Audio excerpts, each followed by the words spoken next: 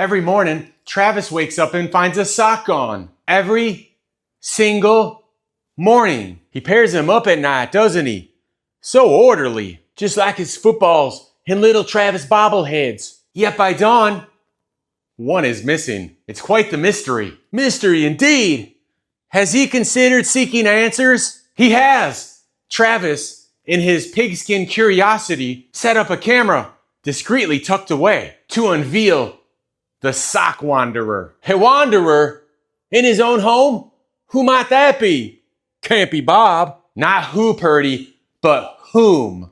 Who? None other than the pop sensation herself. You know, the leader of the Swifties. Taylor, the very same. The camera revealed her, sneaking with grace during the witching hour, swiping a sock with her teeth, and then twirling away, and then hiding it as if it were a game. How crazy! But why? Why would she take his sock? Maybe it's some sort of fetish or, I don't know, a lighthearted joke. And Travis? How does he react to his socks being spirited away by a pop star? Because I know how Bob would react, and it wouldn't be very good. Initially, disbelief, and then astonishment. He was so shocked, he vomited all over her collection of microphones. Now she can't sing without smelling puke, which is how the thing I can't do, smelling Bob.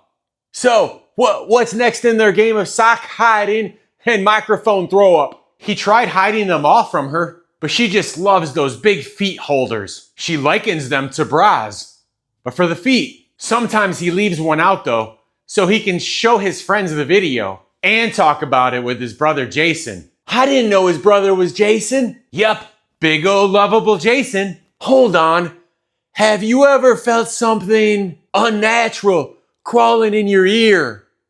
Not your rear, Bob. I said ear. Crawling? Like a sensation or an actual creature? Well, I heard about this woman out west. I think her name was Kim. She kept hearing this clicking and rustling sounds for a couple of days. Clicking and rustling? That's unsettling. Was it just her imagination? That's the creepiest part. It wasn't. When she went to the doctor, they found a small spider and its discarded exoskeleton inside her ear canal. A spider inside her ear? That's horrifying. She couldn't sleep for several nights because of it. Can you imagine lying in your bed, hearing those sounds, feeling that movement, and not knowing what it is? Especially when you know it ain't Bob and it's something else. That's even more scarier. I'd rather not. How did they get out? With a suction tube. Just sucked it right out. And she was okay? For the most part, the spider was tiny, only a couple little millimeters in size, something Bob knows about very much. She didn't feel any pain? Not really. I'll be checking my ears tonight. And I'll be hoping I never hear any rustling or clicking sounds in mine. That reminds me, do you ever hear voices inside your head? Voices? Like thoughts or actual voices? Sometimes it's hard to tell. Like whispers or suggestions of what to do next. Sometimes they agree. Sometimes they argue. Oh yeah, the classic good angel and bad angel.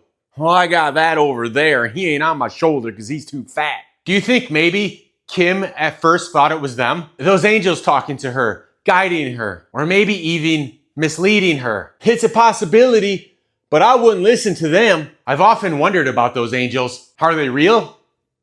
Or figments of our imagination? Maybe both. I wonder if the spider whispered to Kim. You think it said something? Like it gave her web making tips? Or life advice? Maybe we'll never know. Have you ever wondered if Taylor whispers little things in Travis's ear? Like only 3 times a day. I wonder what she'd say. Would it be a secret or a random thought? Maybe she'd talk about Wilson, the volleyball or quarterback. That's the thing with whispers and secrets. If Taylor did whisper into Travis's ear, would he even hear her or understand the message behind those words? I guess it depends whether he's awake or asleep. Imagine waking up, thinking you heard something, but not knowing whether it was real or just a dream. If it was Taylor whispering in my ear, I'd think I'd be having a nightmare. Sometimes they make us question our own senses. Did we really hear that? Was it just our imagination? Or was it something more? Only Travis would know.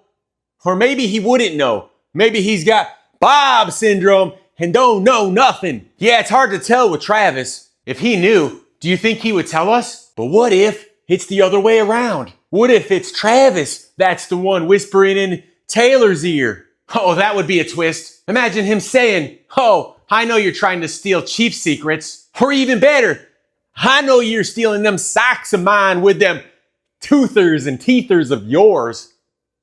You big old walrus. Toothers. And just picturing Taylor with a collection of Travis's socks. Imagine him adding, ain't no way I'm ever kissing you again. That would be quite the revelation. All this time we've been imagining whispered confessions of love and deep secrets. And it turns out it's just about stolen socks.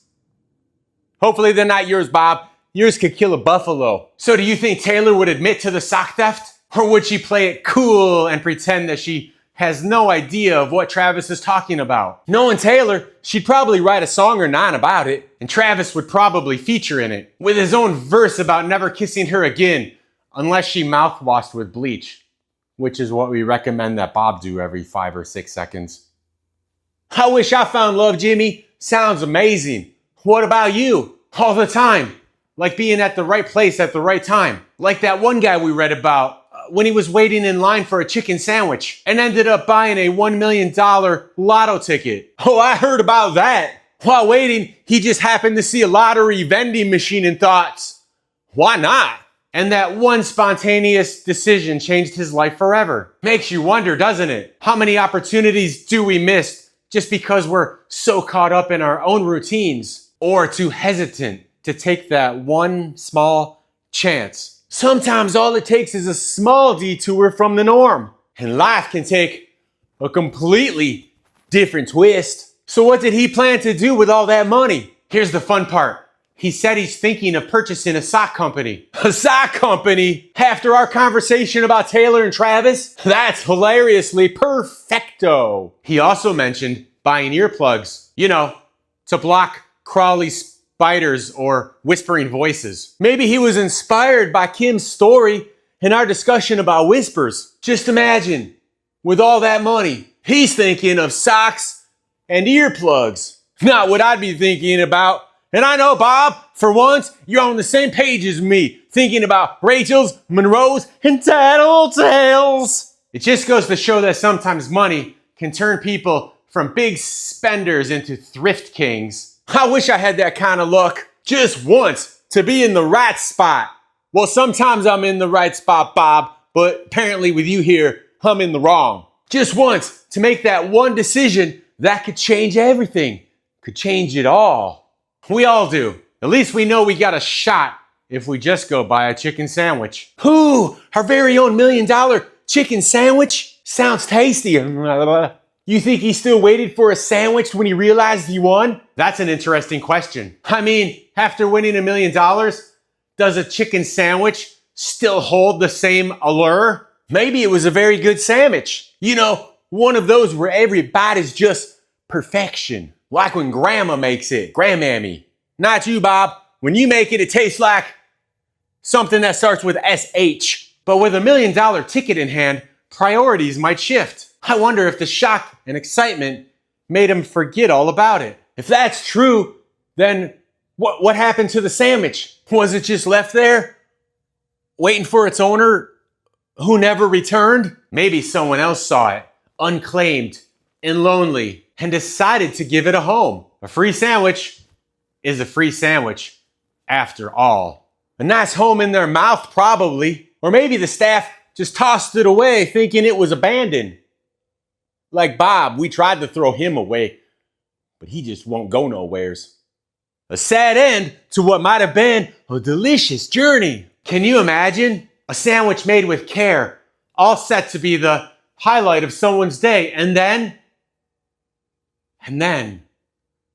just forgotten. It's almost a crime. The sandwich, still warm, still fragrant, waiting for its moment, only to be overshadowed by a little twist of fate. Do you think it's still waiting somewhere out there in a sandwich dimension, hoping to fulfill its destiny. A sandwich dimension?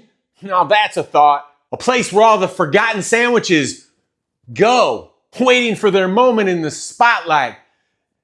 Their 15 minutes of fame. Yeah, maybe in that dimension, the sandwich won its own $1 million ticket and is living the high life again. Like that song used to say. You think it bought a chicken sandwich too? What do you think was on it? Maybe pickles, slightly toasted, with horseradish sauce? Perfect choice. And for the meat, maybe some ostrich breasts, generously slathered with expired mayo to give it that creamy texture that tastes just a little bit sour. And some greens too. A mix of crispy lettuce, some peppery watercress, whatever the heck that is, but it sounds good on script. And a touch of fresh spinach, like Popeye used to put on his stuff. You know, for that delightful crunch and color. Oh, and don't forget the tomatoes. Plump, juicy slices. Maybe heirloom ones with the occasional worm. Or a rotten spot to keep things interesting. Might as well put Bob on it then, because he's not only a rotten spot, he's a big old rotten mountain of garbage heap. What about cheese? Melted Limburger maybe? Or a sharp Munster? Or even a slice of smoky provolone made from donkey milk to add that extra depth of flavor. And for a little kick, maybe some banana peppers with extra hot sauce. Just enough to make your taste buds do a little dance, but not so much that it overpowers the other flavors. How about a dollop of sweet jalapeno relish for that added twist? Sweet, tangy, and spicy all in one. To help balance the flavors, of course. You're making my mouth water. And for some extra textures, how about a handful of crispy bacon dipped in lass eggs? Ooh, we got so many from Bob's hair. Or even some thinly sliced cobra fangs for an extra sharp bite.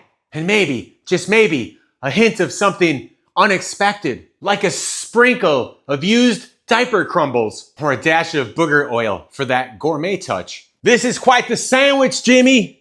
Oh, and the sides, maybe some cauliflower fries or a side of tangy coleslaw with ketchup or even some celery dipped in toilet water. I know Bob likes that. It's very crunchy and, you know, tasting like a unprintable word, unspeakable word that starts with SH and ends in a T that I can't say. You know, it will help cleanse the palate between chomper bites. This sandwich is turning into a masterpiece like Leonardo DiCaprio or Da Vinci Code, whoever the heck they is. Didn't they live like 10 million years ago? I can see why it might be hard to walk away from, even with $1 million in hand. I know, right? You know, it got me thinking. Something that Bob never does, but it just got it to me. What if Taylor or Travis, what if they won the lottery? It often seems like the rich just keep getting richer anyways. It's an interesting thought. I mean, what do rich people even buy when they get more money? They already have so much. Maybe they'd invest it or donate it to a cause, or maybe buy something lavish, like a rare piece of junk or one of them crazy modern art pieces that nobody can make heads or tails or anything of. It would be like buying Bob. It'd be like, what in the bejehuda? Or maybe something personal. Do you think Travis would buy Taylor a gift? It's possible. Knowing them two, it could be totally something unexpected. Like a camping trip. There you go. Camping. Now that's an image. Taylor and Travis in the wilderness, away from the glitz and the glamour. And not just any campsite. Imagine them at Camp Crystal Lake, surrounded by the serene beauty of the lake and the whispering pines of the forest. In a tent, no less. Can you believe it? Just the two of them and the gentle sound of crickets. Quite the switch from their usual fancy digs. Talk about a change of pace. It's a wild jump from posh parties to s'mores under the heavens. Speaking of leaps, imagine Taylor back on the stage. The crowd is roaring, the lights are flashing, and then she spots somebody. It's not you, Bob, but it's somebody scarier than you, if you can believe that. She spots somebody in the audience. Who is it? Who is it? You know who it is, Bob. You wrote the damn script. Jason, as in Jason from Camp Crystal Lake? The very same, standing there in the middle of her fans with his iconic hockey mask. It would be such a contrast to the world of horror meeting the world of pop. Can you imagine the look on her face? The surprise? Maybe even a hint of amusement? Would she call him out? Dedicate a song to him? How about a cheeky version of Shake It Off? Called Don't Slash My Vibes, Jason. It could be a nod to the masked man in the crowd. It would be a moment the fans would never forget. But how about Jason at a Chiefs game in full football gear, playing for the other team? Now that's an image. The horror icon, decked out in pads and helmet, ready to tackle on anybody. And there's Travis, sprinting towards the end zone, ball in hand. Jason stands between him, Travis, and the end zone. I wonder who'd win that one. The crowd would be on the edge of their seats. Who would come out on top? The jockstrap guy or the relentless horror legend? Maybe Travis would juke and jive, using his nimble footwork to escape the looming threat. Maybe. Or maybe he'd pass the ball to Bob, throw in a curveball into the mix. Maybe. But wouldn't it be something if they just stopped midfield, embraced each other, and started kissing? Imagine that. From a tense showdown on the 50-yard line to a smooch fest. Talk about a game-changing play. Have you ever wondered if Jason takes a day off? I mean, every horror icon needs a break, right? Can you imagine him calling out sick? Hey, Camp Crystal Lake, it's Jason. Not feeling great today. I got a bit of a cold. Think I'll just stay in, okay? And the camp counselor's breathing a sigh of relief. Well, it looks like we're safe today, guys. Mr. Jason's, he's got the sniffles. I wonder if he has a substitute. Like, hey, Freddy Krueger, can you cover for me at Camp Crystal Lake? I'm not feeling too good, and you can end the lives of people just as easy as I can. So I just want to take a sick day. I got a sore throat from all the underwater lurking. Or maybe he just takes a personal day, curls up with a good book, sips a little herbal tea, and binge watches his favorite shows, which are probably slasher films, Bob. What's on Jason's Netflix list?